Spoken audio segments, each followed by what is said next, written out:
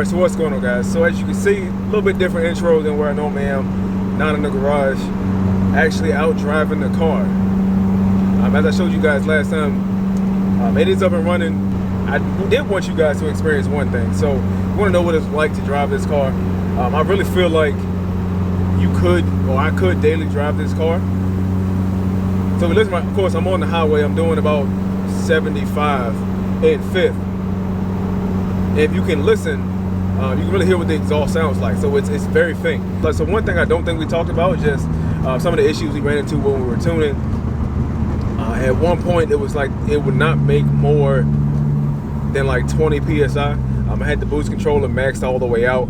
Of course, this is a Hallman boost controller, so it's a quality boost controller that we have in here. It would just not make 20 pounds. So then we started looking at restrictions. I had actually forgotten that I had a silencer in the car or in the exhaust. And of course, I'm not thinking about it because, of course, the silencer is, in the mufflers at the end of the exhaust. I wouldn't think that would really be a restriction. I tell Andrew that I got a silencer in here, and he's like, what the hell? Take it out right now. That's probably causing the issue. And I'm like, I don't see how a silencer will be that big a deal. But I took the silencer out and I took the car for a drive, and the car immediately made 2 psi more than it was making without me having to touch anything. So back pressure is a real issue, even if it's all the way in the muffler. We also realized that since I was taking the silencer out, we're talking about back pressure, I went ahead and removed the cat. And when removing the cat, I noticed that the cat had actually started to disintegrate. The inside of it had started to break up. And that was probably causing even more of a restriction, because then once I got rid of those 2 pieces, the car immediately jumped out without me having to touch anything, jumped up several psi to the point where I actually had to turn it down because it was making too much psi, too much boost. Now, back pressure is a real thing. We got that fixed, got that situated. It really surprised me because I didn't think it would make that much a difference. Again, the silencer especially, immediately, let's say 2 psi we picked up. We have an unusual day. Of course, it is, winter, like middle of winter right now. And it's about 40 degrees, so it's a pretty warm day. Of course, I'm trying to do this during the daytime so I can get some better footage, not just like the grainy, dark stuff that you guys will probably see quite often, really. That's when people come out. Fortunately, that means that it's probably not going to be a whole lot going on. Decent amount of traffic where I can't really get a good pull. Of course, you guys know, if you saw the video, I am on BC Racing coilovers. They're about halfway as far as stiffness in the back, and in the front is like 2 notches to the soft side. So basically the back is a little bit stiffer than the front, and the ride is extremely livable. And we have decent roads around here,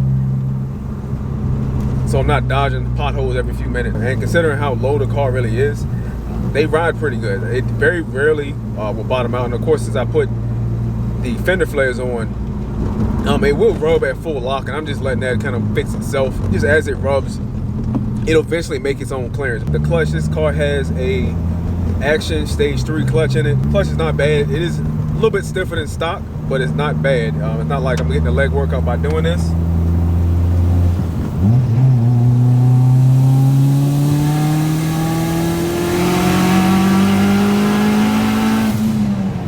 Okay, so we're not making full boost right now, and that was only about 19 pounds. But I'm not getting a leg workout by driving this car. It's pretty easy to drive. It seems to be holding the power, at least right now. So obviously I haven't had it that long. So of course I'll update you guys if something does go wrong. But as of right now, it's holding the power. It's making about 356 foot-pounds of torque according to the virtual dyno. You can take from that what you will. The virtual dyno is just another tool for you to use. So we'll get it on an official dyno here in a couple weeks. And see what it's actually making. I'm really not worried about how much horsepower it's making. I know when the car feels, and as long as it can be consistent, I'm not really worried about it. I think at this point, anybody who would drive, who pulls up next to a Galant, you're not expected to have more than 100 wheel horsepower, right? So, yeah, this one obviously is modified on the outside, but you wouldn't expect much. So at this point, it's going to surprise people regardless of how much power it's actually making. And it being turbo is going to make it like one of the fastest Galants in the world, regardless, right? So you don't need a whole lot to accomplish that, kind of unfortunately. As long as it can be consistent and run, I'm happy with it. So I don't need a whole lot of horsepower.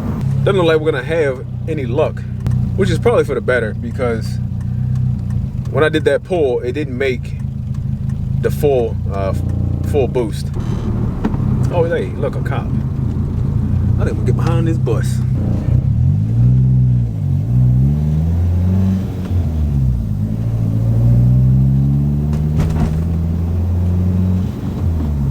So in case you're wondering about everything else, as far as the transmission, it's completely stock. The block is stock with the exception of it has a balance shaft delete, a new oil pump, just 180,000 plus mile 64 that I pulled from the yard, which you guys are going to be having already. Check them videos out. Cylinder head does have stock Evo 8 internals, so it is the Kia G4js cylinder head with Evo valve train and Evo cams. Intake manifold is stock Evo.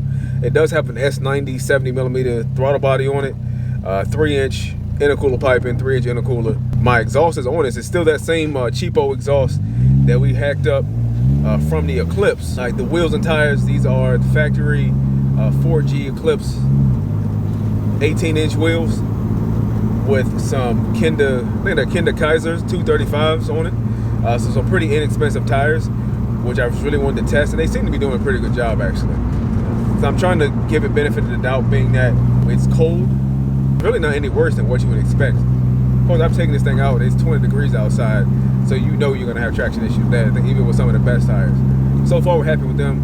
We'll really be able to put them to the test, and once it does warm up a little bit, we'll be able to get an accurate gauge of how well they perform.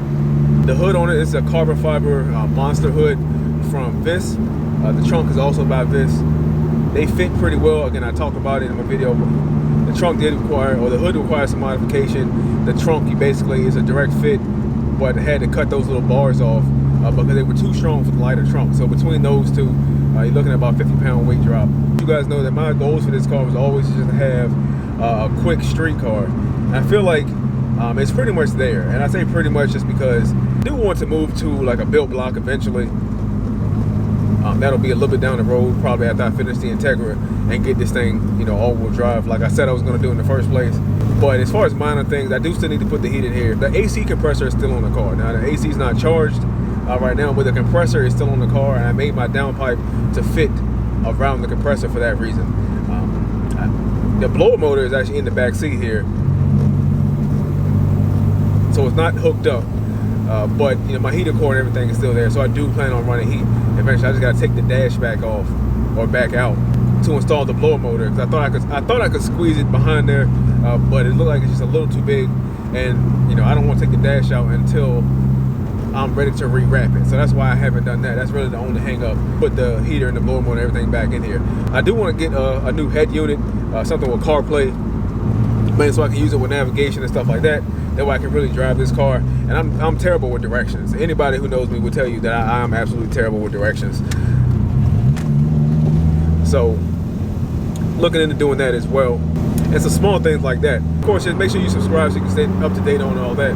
Like, I do want to get this thing to the drag strip and see what it'll do, even though I'm not looking for any crazy numbers, because I won't be launching this thing because it is still on the factory diff.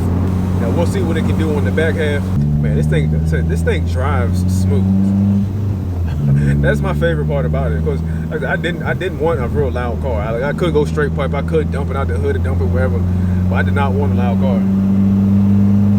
This has like almost the perfect level, or the perfect tone anyways, where you can tell it's modified and it starts to scream when you get on it, but just in regular driving, it's not that bad. And of course, if I get up here towards like 80, then I do have to raise my voice once we get to around 80, just a little bit. But it's still not bad considering. And the turbo back is a 3-inch downpipe, and then like half of the exhaust is a 3-inch at this point.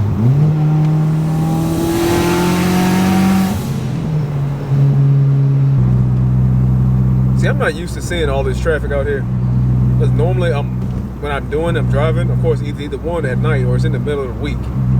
But today being Friday, I guess people are getting off early, just called out. There's way too many people out here on the road. So we might have to resume this video a little bit later in the day. There's too many people around here not interested in doing anything with any sort of urgency. All right, guys, so a bit of a fail. No, the car didn't break. It is still up and running fine. But I didn't get the opportunity to get back out and film a proper outro in the car like I really wanted to. And unfortunately, looking at my schedule, I'm going to be really busy. So I figured to go ahead and get this video out to you guys, see what you guys think. Those of you who actually watch all the way to the end of my videos, I want to thank you guys. I know there aren't many of you, but I do appreciate it, and it does help the channel grow. Helping getting these videos and getting this information out there is a huge help. And of course, you can help me by watching the videos, hitting that thumbs up, and subscribing. And then, of course, let me know what you want to see down in the comments. And I try to make those videos and cover those topics. Even if it's something small, I don't mind doing a couple-minute videos covering a topic that I may have just skipped over in the past. So anyway, well, thank you guys once again for watching my video. If you haven't already, hit that like button, hit that subscribe button, and have a great day.